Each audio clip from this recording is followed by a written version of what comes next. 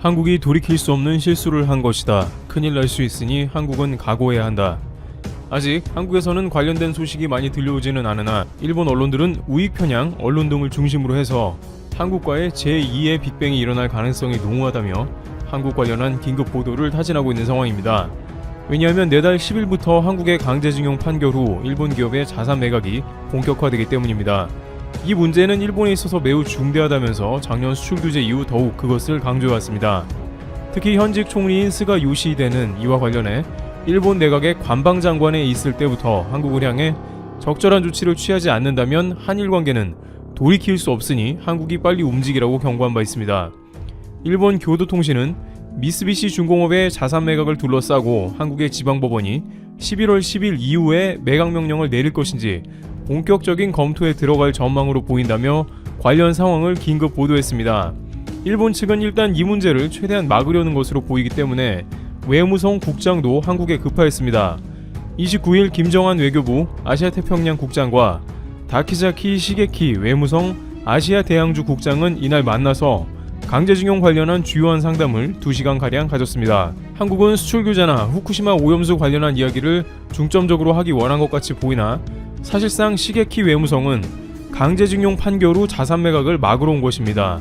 일본 측은 징용 판결 배상 판결 자체가 국제법 위반이니 한국이 시정 방안을 마련해야 하며 강제징용과 수출 규제는 별개라는 기존 입장을 고수한 것으로 알려졌습니다. 아베 총리가 한 말과 판박이로 바뀐 것이 하나도 없는 것이죠.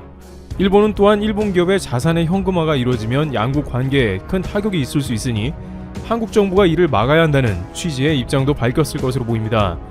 다만 회담을 가진 한국 측에서는 일본이 전보다 다급하게 문제 해결을 종용하며 아베 총리 때와는 달리 스가 총리는 이 문제를 해결하자는 의지가 더욱 강한 것으로 파악된다는 의견도 전했습니다. 스가 총리는 현재 지지율이 계속 내려가고 있기 때문에 아베 총리가 해결 못한 강제징용 판결과 자산 매각이라는 어려운 문제를 본인 손으로 해결해야 한다는 생각이 자리잡고 있음을 알 수 있는 것입니다. 그것을 엿볼 수 있는 것은 스가 요시히데 일본 총리가 이와 관련해서 한국이 이 문제를 해결하지 않는다면 연내에 서울에서 열릴 한중일 정상회담에는 절대 가지 않겠다면서 일종의 경고를 한 점입니다. 이렇게 일본은 정말 중요한 후쿠시마 오염수 방출 문제나 수출 규제 해제와 관련한 논의는 듣는 둥 마는 둥 하며 강제징용 문제만 끝내라고 한국을 종용하고 있습니다. 그런데 회담 후 일본 부장관의 이상한 언급도 있었는데요. 그는 양국 외무국장이 만났지만 이것은 일본이 원해서가 아니라 한국이 원해서 만나준 것이라는 취지로 말하며 문재인 대통령과 스가 요시히데 총리가 전화회담에서 실무 차원의 소통을 하기로 협의해서 만난 것이지만 그 전화회담은 문 대통령이 먼저 요청해서 이루어졌으며 일본 측 요청이 아니라는 것을 밝혔습니다. 일본 정부는 양 정상의 회담을 언급한 게 이번이 처음이 아닌데 지난 24일에도 전화회담은 한국 요청이었지 일본이 요청한 게 아니었다고 언급한 바 있습니다.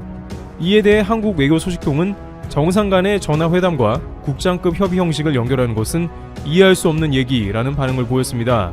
외교 결례라는 것입니다. 심지어 산케이 신문 같은 경우에는 일본이 새로운 총리가 선출되자 한국은 가장 먼저 전화해서 스가 총리와의 전화회담을 신청했는데 일본은 바로 응하지 않았고 뒤에서 8번째로 한국을 배정했다며 가장 먼저 통화한 것은 트럼프 대통령이었다라고 언급하며 한국을 푸대접했다는 인상까지 주고 있습니다. 이렇게 일본은 한국과 작은 문제에서조차 절대로 호락호락하게 넘어가지 않겠다는 인상을 주고 있는 것이죠.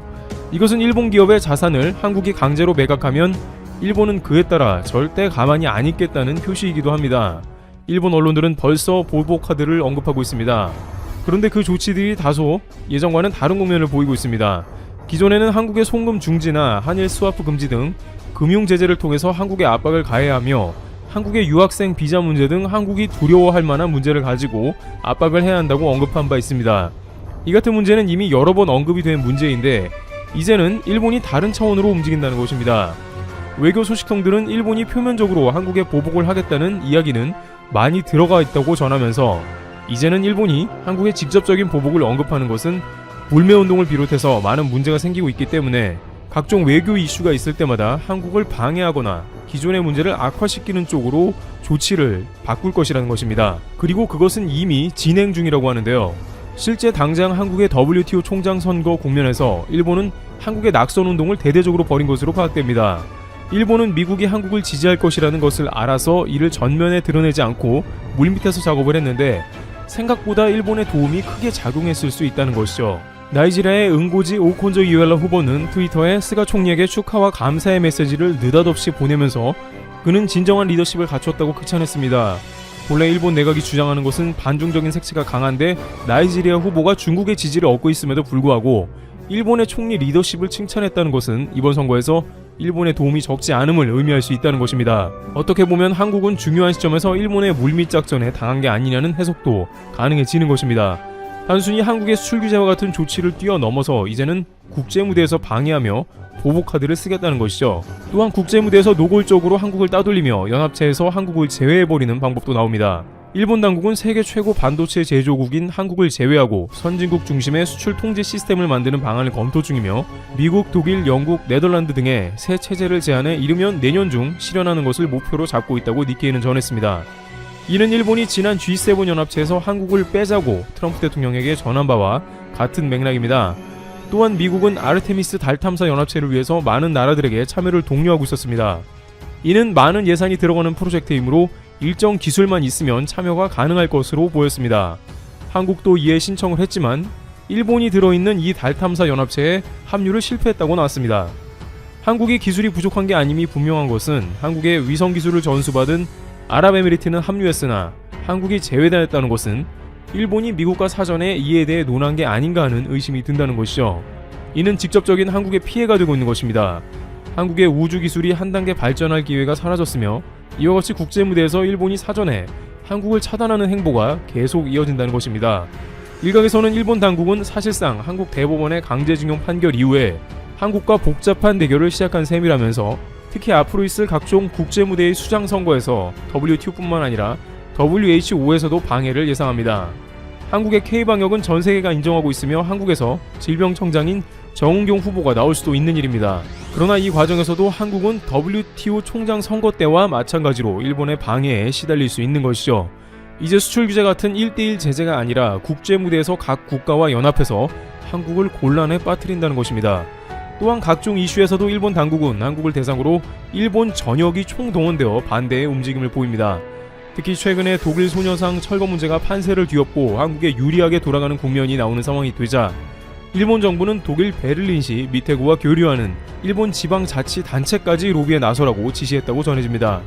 29일 마이니치 신문에 따르면 독일 미테구와 우호도시 결연을 하는 일본 도쿄도 신주쿠구 스미요시 구청장은 두 도시의 우호를 위해 유익한 결론을 기대한다며 사실상 소녀상 철거를 촉구하는 서한을 21일 미테구청장에게 보냈습니다. 스미요시 구청장은 독일에 거주하는 일본인이나 미테구와의 교류 사업에 참여하기를 희망하는 신주쿠 주민으로부터 소녀상 설치로 인해 일본인이 부당한 대우를 받을 것을 우려하는 투서가 이어지고 있다고 주장했습니다.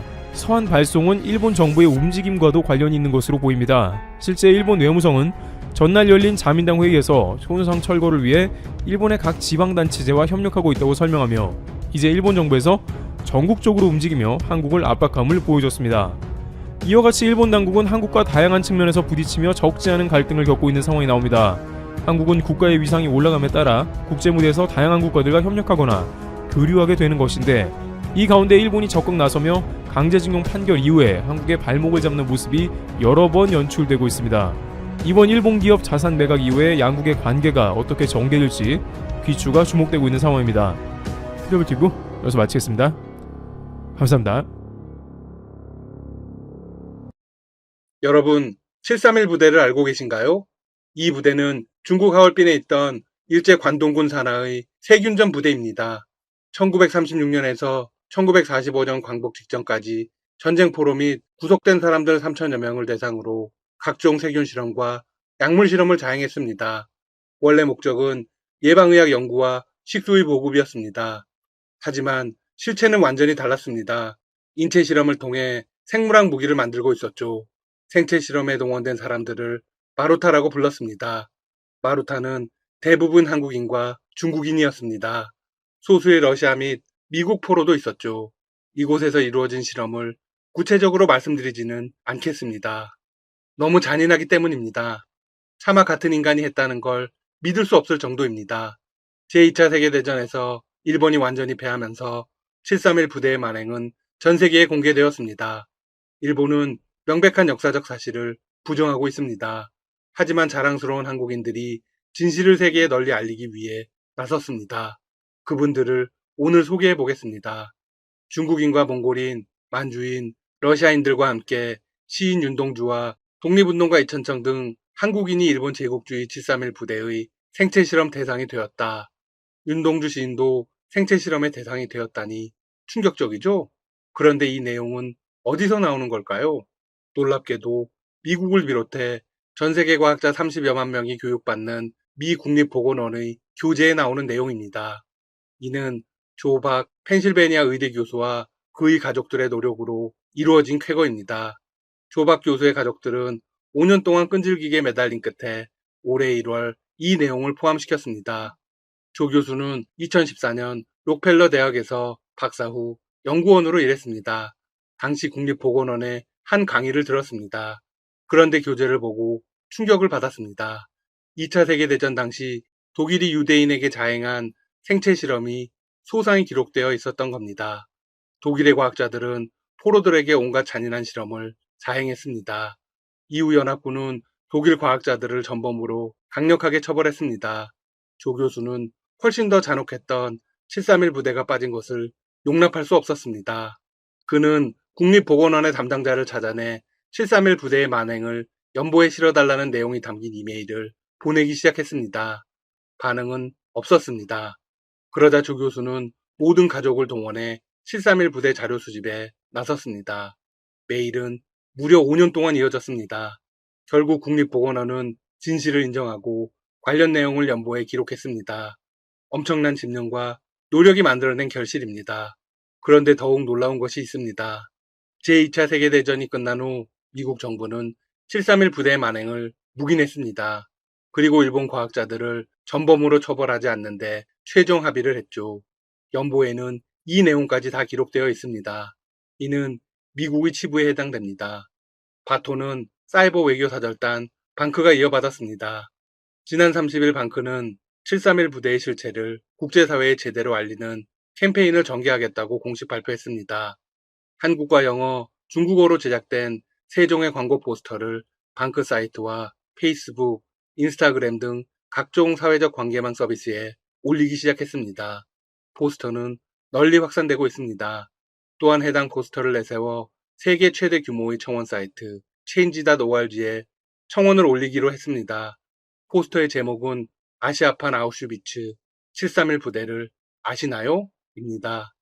나치 독일의 유대인 수용소 아우슈비츠 돌벽에는 이런 문구가 적혀 있습니다. 과거를 기억하지 못하는 자들은 과거를 반복한다. 포스터에 이 문구를 적어 넣었습니다. 그리고 2013년 아베 신조 총리가 731이 적힌 비행기를 탄 사진과 함께 731 부대원의 사진을 실었습니다. 한편 북한과 중국도 올해 들어 731 부대를 재조명하며 일본 정부를 비판하고 나섰습니다. 지난 6일 북한은 일본 정부를 향해 반인륜적 범죄를 인정하고 전범국 배상 의무를 다하라고 촉구했습니다.